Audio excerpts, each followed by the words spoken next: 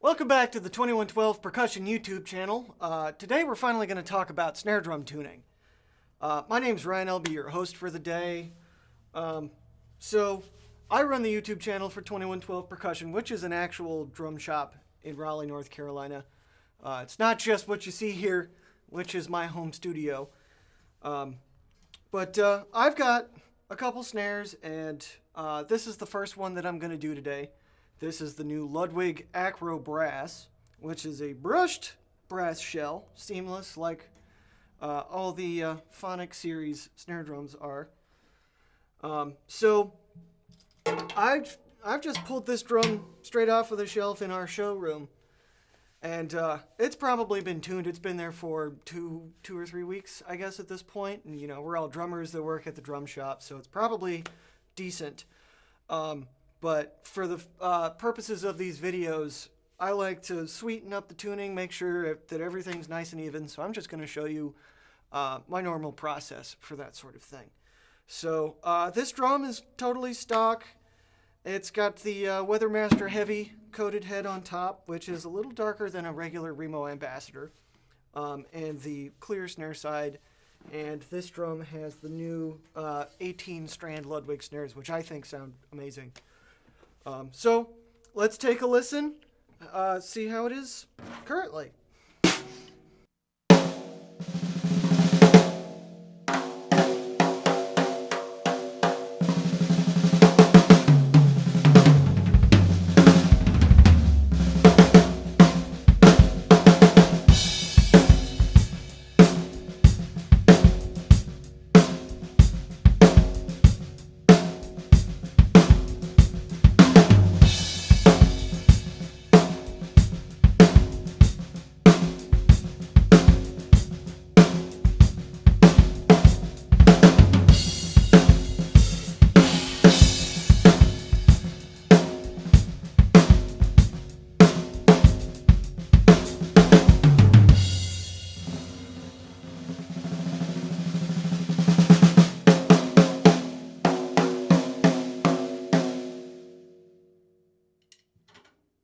Yeah, so it's not bad, but I think we can make it sound better.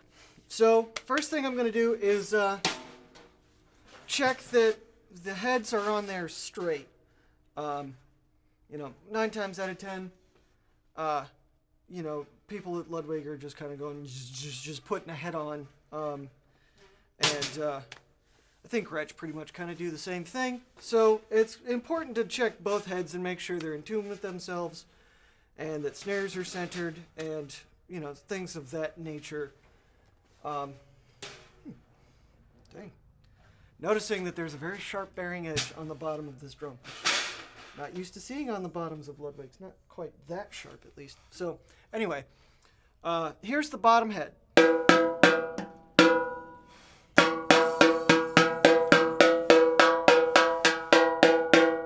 So what are we listening for here? So the way that the drum works, each tension rod pulls down on that part of the counter hoop, which pulls down on the head, gives you a pitch, right? So each of these tension rods is going to give you a slightly different pitch at each of their points, I guess.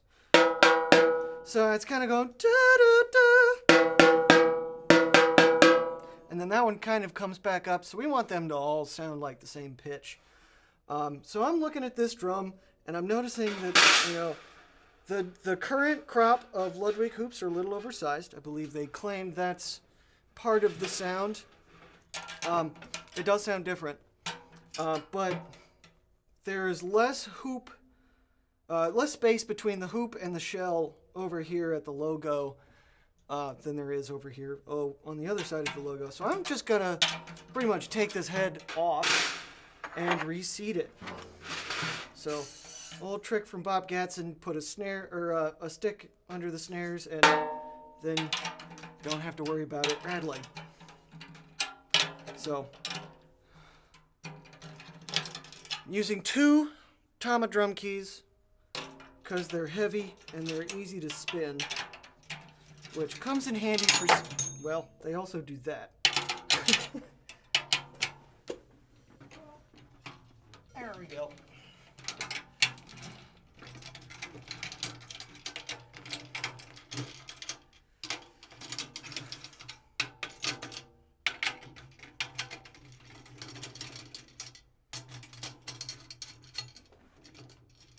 Yeah, so there's a little bit of play in the hoop here. So we want to make sure that the head is centered on the shell and then the hoop is centered on the head. So I'm just going to feel around and use my fingers and just kind of approximate it, get it as good as I can. Now this head's already been on there for a little bit, so we don't want to have to re-stretch it. So it might end up staying in the same spot where it already was.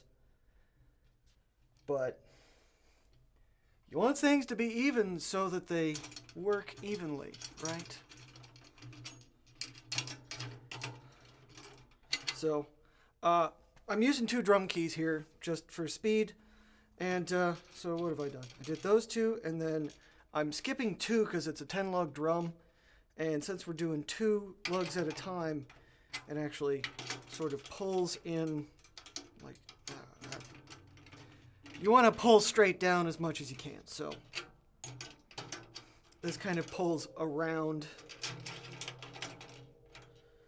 And these have these nice knurled tops. So you just want to feel the tops of those and get that about as even and tight as it'll go without even touching the actual sides of the drum key. So keep going around.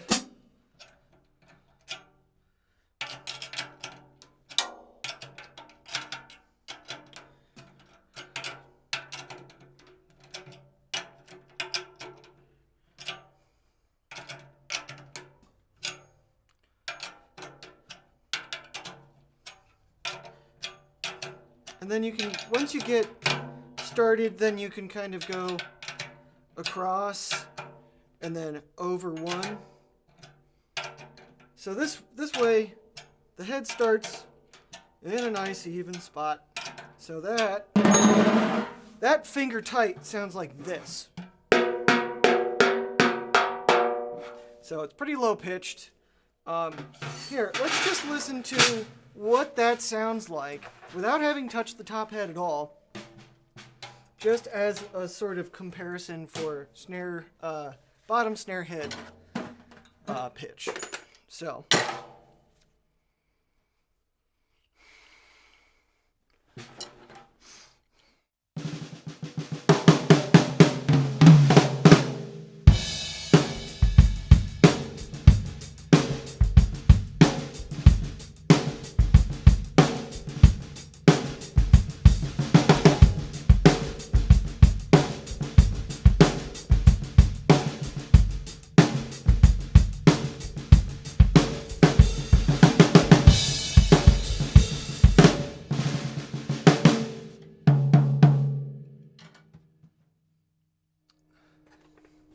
Pretty low pitched, huh?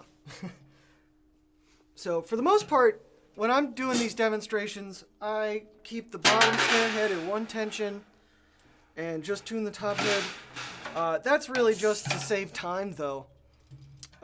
So it's important that you have a good relationship. Like low-tuned snare drums do better with equally low-tuned bottom heads. So next step is we want to get the thing to be in tune with itself, which means that we want all of the pitches around each of the tension rods to be the same. So this is still pretty low, so we can kind of just bring it up. So I'm going to do each lug a quarter turn. And now that sounds like this.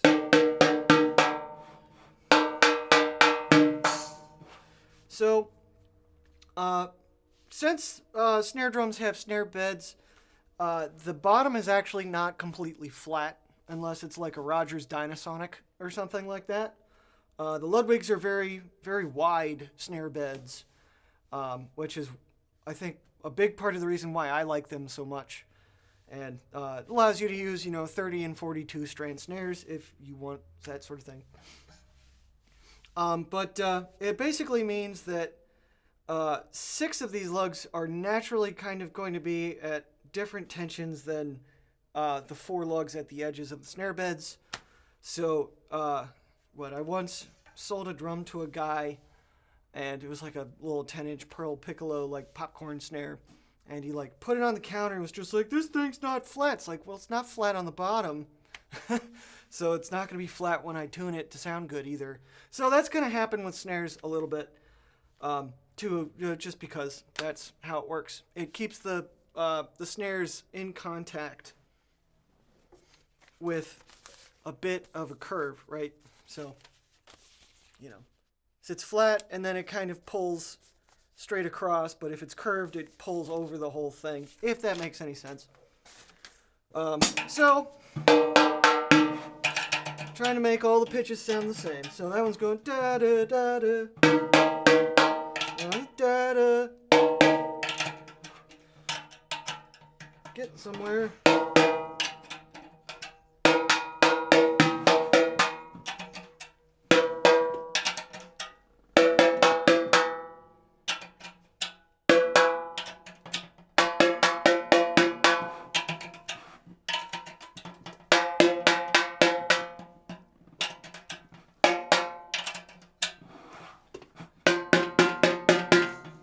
And I'm muting the batter head with my hand, which is on the bottom of the drum right now.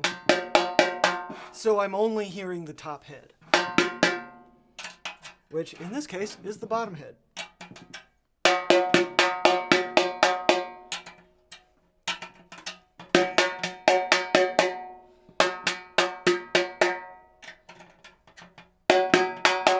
So when you get the head right in tune with itself, it'll actually start making this really nice, pure, tonal pitch. How that is, and the closer you get all of the tension rods to that pitch, which remember is changing with every single turn,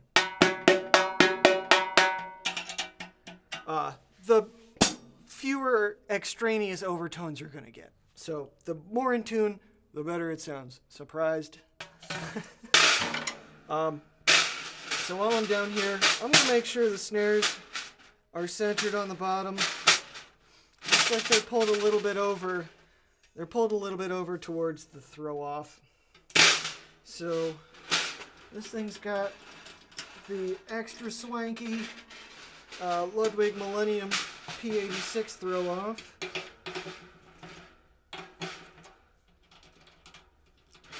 So I'm just going to loosen it and then just pull over a little bit at the butt plate.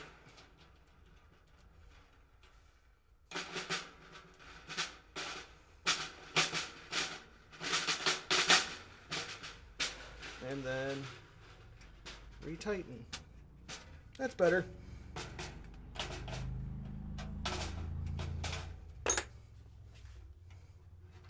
All right, so still without having touched the top head,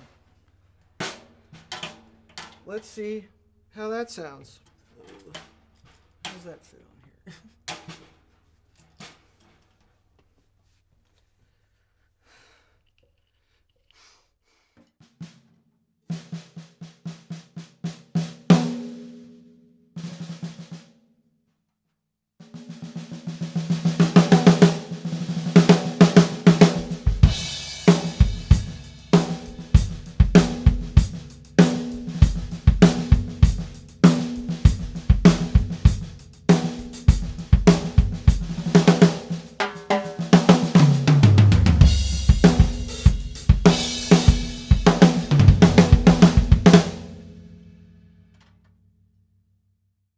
Not bad, it's better. Now, I think we need to look at the top head. So, top head, we're going to do the same thing. It's, quick enough to just totally detension the head. Oh, that's why. You can't feel what I'm feeling, but 2 of those lugs were pretty much already loose. So, we're going to back these out all the way to where they spin freely.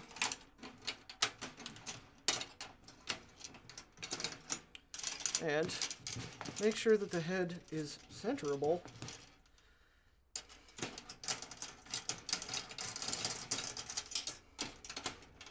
So I actually have to take the head off for this one. Well, maybe I don't have to, but I'm going to.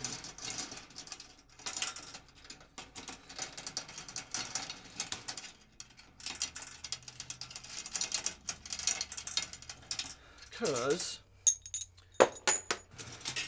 sometimes the Ludwig heads stick to the hoop a little bit, so in order to center them, they have to get unstuck.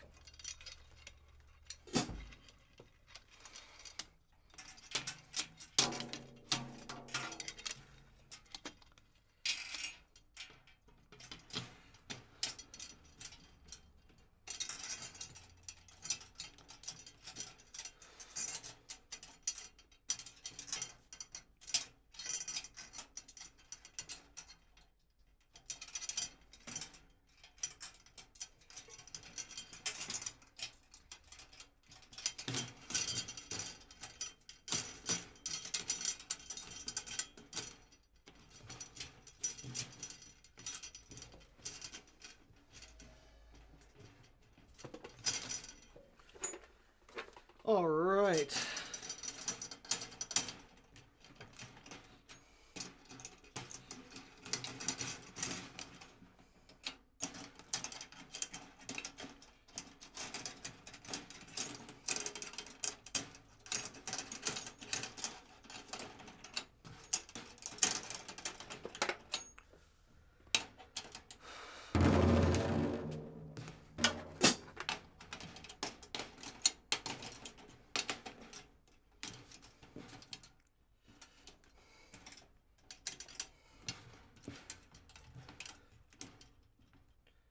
Alright, and then you get that as well centered as possible.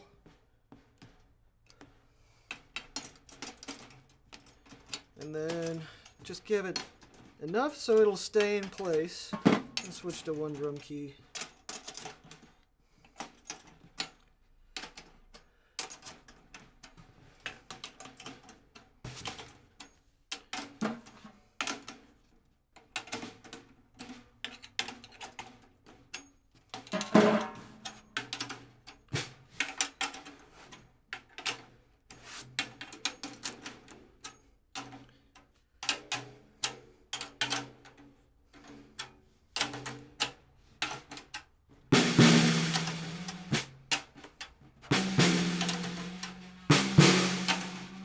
Now that we know that the bottom head is in tune with itself, it's kind of less of a big deal to make sure that we're only listening to the top head.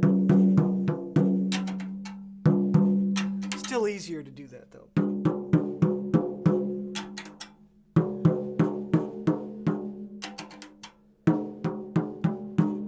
So what I often do is I'll listen for the highest pitch tension rod and tune the rest of them up to that. So I play guitar as well, and one of the revelations I had when somebody finally told me that that was a thing was that you get slightly better tuning stability with a guitar string when you tune up to the pitch. So if you are retuning your guitar, like if I'm retuning one of my guitars, I tune down first and then tune up. So I've applied the same logic to snare heads and, of course, other, tom heads and things. So in that case, it's this lug right here, which is going about ooh, ooh. So it's kind of going ooh, doo, doo, doo. Just a little bit lower.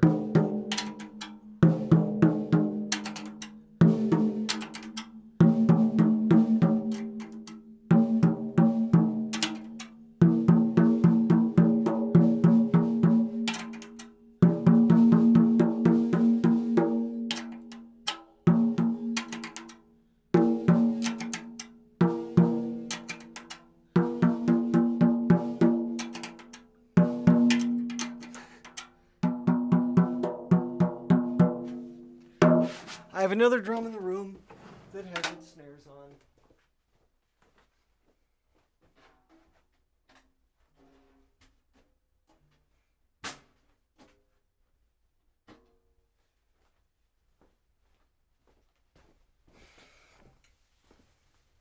All right, so I think this head is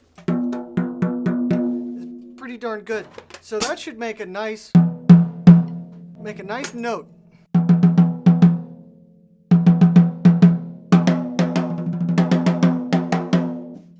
So the nice thing about this, and actually something you can kind of use to your advantage potentially, is if the lugs are at different tensions, you get different pitches from around the drum. I actually have a couple of snares that, you know, the shell is naturally a different pitch in a certain spot, and it's kind of hard to tune around. But I've also heard like Nashville session guys doing train beats, where they'll like tune up one lug for the backbeat, or you know, vice versa. So it's kind of a do do da do do do da, instead of just do do da do do do da.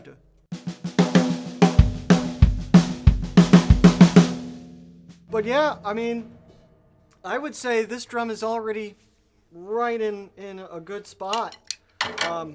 So for the demos that I do on the channel, I pretty much, that's about the pitch that I would leave that at.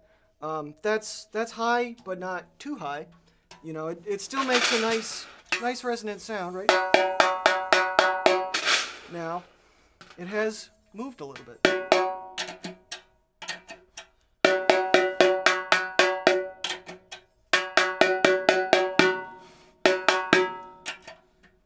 So that's close enough for rock and roll. Yeah,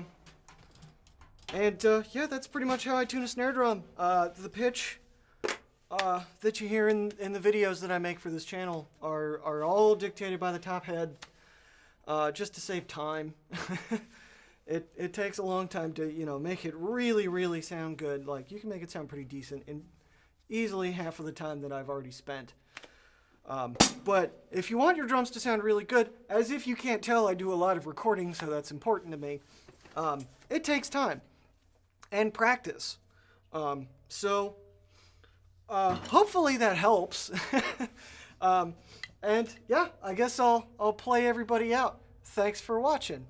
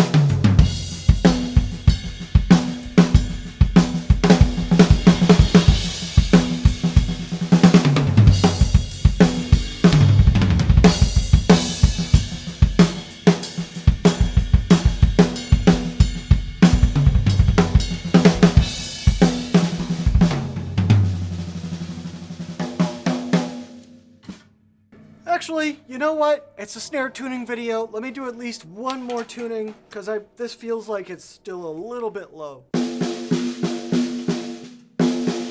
And it's actually moved a little bit.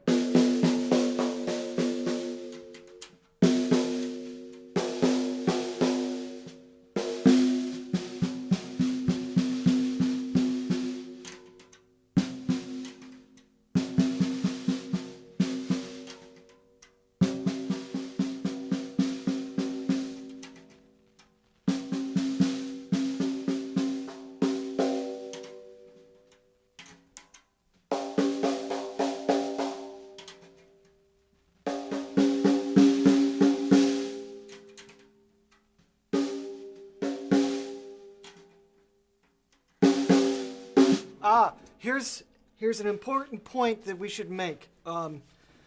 Sometimes drums will give you what I call an illusion with the tuning, where you know, some drums will have a really tight tension rod that is still producing a pitch that seems lower than anything else. I have a snare drum of my own that does that all the time. Sometimes you have to just tune those higher. So try that first. And if that still doesn't work, what I have to do is I detune that lug, and often the one that's directly across from it. Because remember that, the head should be pulling straight down, which means straight across as well. So the tension rods on opposite sides of each other do affect each other as well. So I've already done that here. And what I want to do is tune up to whatever pitch at whatever tension rod I'm tuning to, which in this case is the second one just below the bottom, how do I phrase this? The far right one down.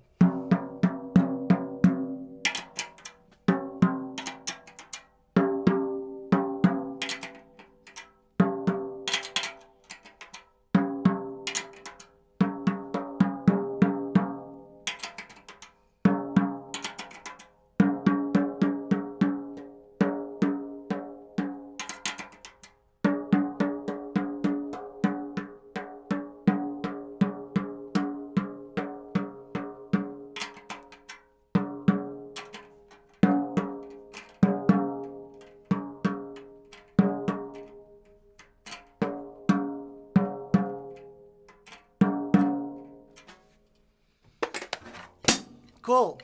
Another thing you can listen for is whenever you're tuning a drum like this, there are actually several overtones happening at once, which is actually how all sound works.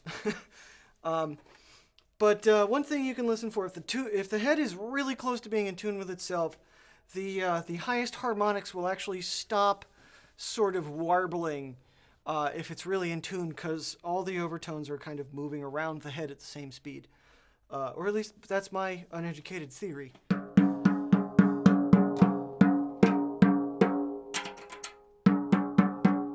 So that's pretty good. Yeah, so this is a little higher than the other tuning. And I think this will be closer to where... That's a lot closer to where I would... if this were my drum, where I would have it.